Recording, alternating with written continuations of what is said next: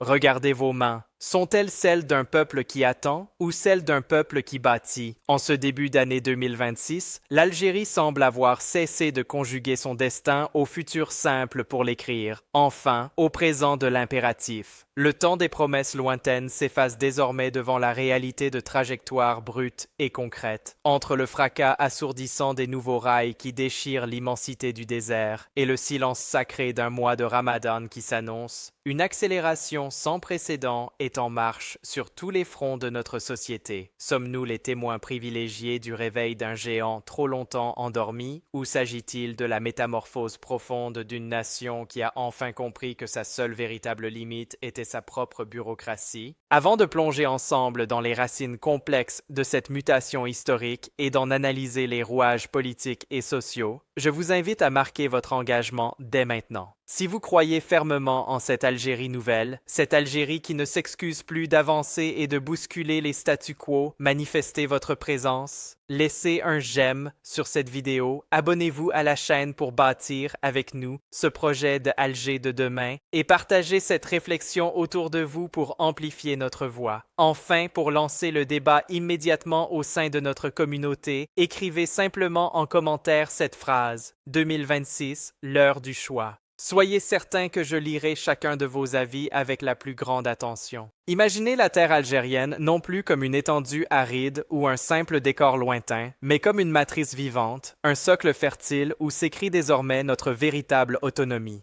Le décret est tombé avec la force d'une nécessité historique. Les coopératives agrodives ne sont plus de simples bureaux froids ou des entités administratives poussiéreuses. Elles deviennent les nouveaux poumons de notre souveraineté nationale, insufflant la vie là où régnait l'inertie. Nous parlons ici d'un saut technologique brutal, d'une exigence de mécanisation totale avant la fin du mois de mars, un compte à rebours contre la montre et contre la fatalité. Dans cette nouvelle configuration, le paysan algérien ne se tient plus seul, courbé et isolé face à sa charrue sous un soleil de plomb. Il devient le soldat de première ligne d'une guerre sacrée contre la dépendance alimentaire qui nous a trop longtemps entravés. Cette vieille ennemie qu'est la bureaucratie, cette pieuvre de papier qui étouffait chaque grain avant même qu'il ne puisse germer, est aujourd'hui sommée de disparaître sans condition pour laisser place au culte du rendement et de l'efficacité pure. C'est un retour viscéral à la terre, un pacte renouvelé avec nos racines, mais armé de la précision chirurgicale du futur, où chaque sillon tracé dans les plaines du Tel ou les sables du Sud devient la signature indélébile de notre liberté retrouvée. Quittons désormais la poussière fertile des champs pour la froide clarté des tours de verre, là où se dessine l'architecture complexe de notre souveraineté monétaire. La nomination de Mohamed Lamine Lebou à la tête de la Banque d'Algérie ne doit pas être perçue comme un énième jeu de chaises musicales bureaucratiques, mais comme une véritable opération chirurgicale pratiquée sur le cœur battant de notre économie nationale. À 48 ans, cet économiste au parcours clinique, forgé entre la rigueur du terrain national et les exigences de la finance internationale, porte désormais sur ses épaules le poids titanesque du dinar face aux tempêtes inflationnistes mondiales qui menacent nos foyers. L'objectif est aussi invisible pour le profane qu'il est vital pour la nation. Il s'agit de réduire l'écart systémique, de briser enfin l'hégémonie de ce marché parallèle qui fausse nos réalités et de faire en sorte que l'argent ne soit plus une abstraction spéculative, mais un outil chirurgical au service exclusif de ceux qui créent, de ceux qui investissent et de ceux qui bâtissent. Ici, dans le silence feutré des chiffres et des taux directeurs, la finance se dépouille de sa froideur apparente pour devenir une science de la protection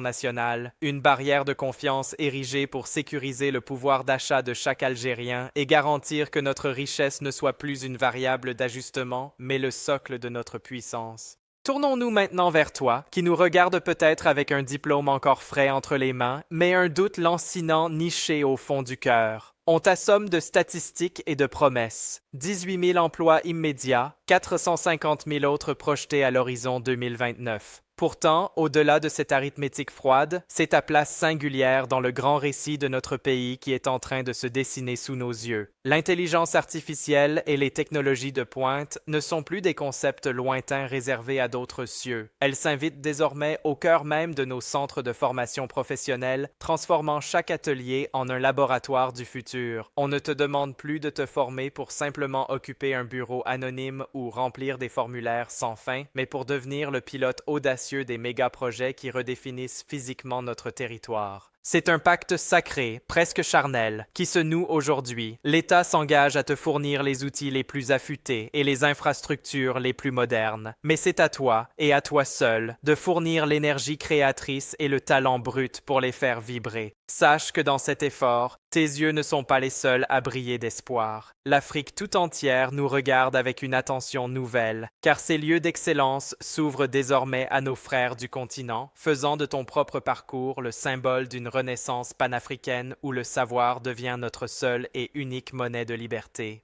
Écoutez attentivement ce son sourd et puissant, ce choc répété du métal contre la pierre qui résonne désormais d'un bout à l'autre de notre géographie. Ce ne sont pas de simples travaux de voirie, mais le battement de cœur d'une puissance industrielle qui s'éveille enfin. 950 km de rails à l'ouest, 422 km à l'est. Des chiffres qui dessinent la nouvelle stature du pays. Gara Djebilet et les gisements de phosphate d'Annaba ne sont plus des noms abstraits sur une vieille carte géologique ou des promesses enterrées sous le sable. Ils s'incarnent aujourd'hui pour devenir la véritable colonne vertébrale d'une Algérie post-hydrocarbures, solide et inébranlable. Ce projet ferroviaire minier titanesque est, en réalité, notre plus éclatante déclaration d'indépendance économique du siècle.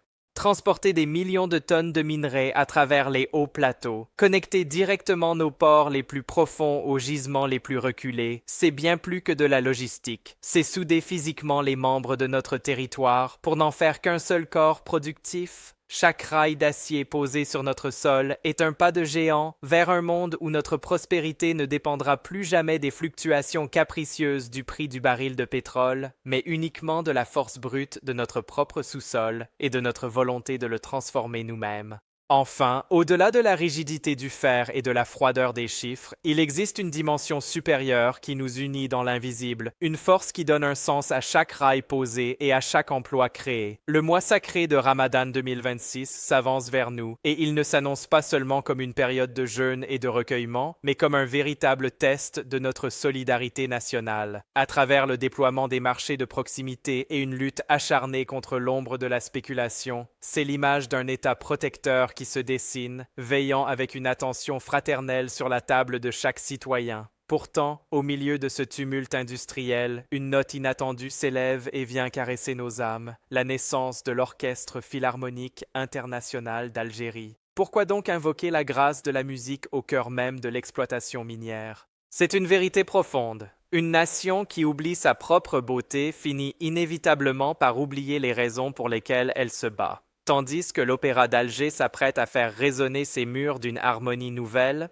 nous prouvons au monde que l'Algérie de demain ne sera pas seulement un géant industriel, mais une terre de culture où l'art et l'industrie marchent d'un même pas vers la grandeur. Tout au long de ce récit, une évidence s'impose à nous, telle la figure d'un grand voyageur scrutant l'horizon. Nous sommes tous, sans exception, passagers de ce même train de fer qui traverse nos déserts. Nous sommes nourris par cette même terre que nos paysans arrachent à l'inertie, protégés par la même confiance monétaire que nous tentons de rebâtir dans nos banques, et portés par cette jeunesse ardente qui n'attend plus qu'une étincelle pour s'embraser. Ce voyage est le nôtre, guidé par cet esprit de partage que le Ramadan vient nous rappeler chaque année. Alors, ce train dans lequel l'Algérie vient de monter avec une telle détermination, irons-nous ensemble jusqu'au bout du voyage? La réponse ne se cache pas dans l'encre des décrets ministériels ou dans les rapports techniques, mais réside exclusivement dans notre capacité collective à rester exigeants, lucides et indéfectiblement unis. Demain nous appartient à la seule et unique condition de savoir le saisir avec courage dès aujourd'hui.